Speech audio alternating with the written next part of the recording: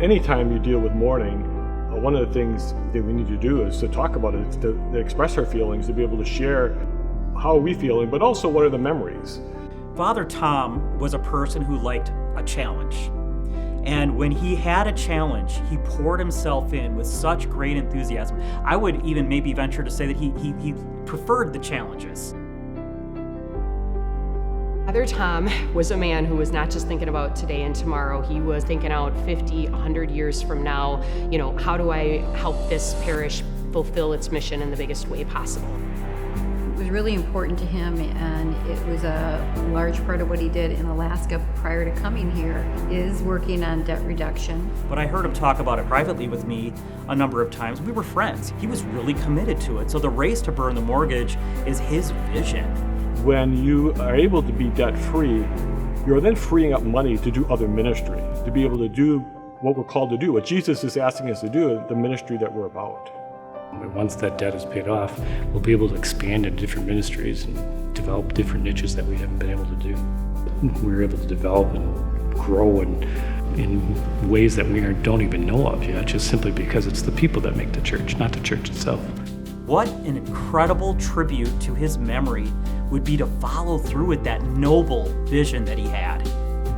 I truly believe he was a man that loved his parish so deeply. And I think that's part of the reason that he was always thinking about the future and how do we make sure that we set up St. Jerome's, this beautiful building? How do we eliminate that worry of a debt for future generations?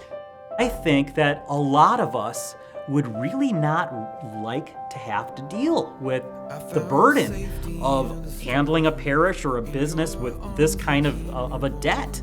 For Father Tom, it was a challenge. He said, "You won't hear me speaking about financial matters from the pulpit, hardly ever. It's just not what I do. There's many other ways to go about that." This thing started years ago, and now we're on the other side. And it's because this community is committed to this parish and to what this parish can accomplish and the good that this parish can do, and now to the memory of one of the great priests that served this parish. As hard as it may be, when people come and go from this parish, including just how much I miss Father Tom, that this parish will endure beyond all of us.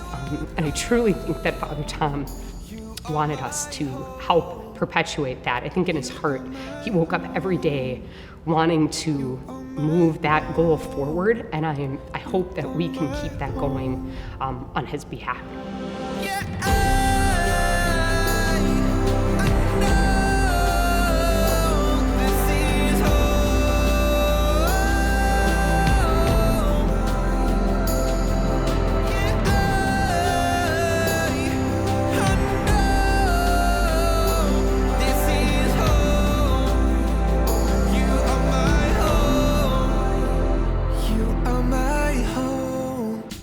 Every time the Archbishop comes here, I'm always a little bit wary because so often he will ask me to take on a different position.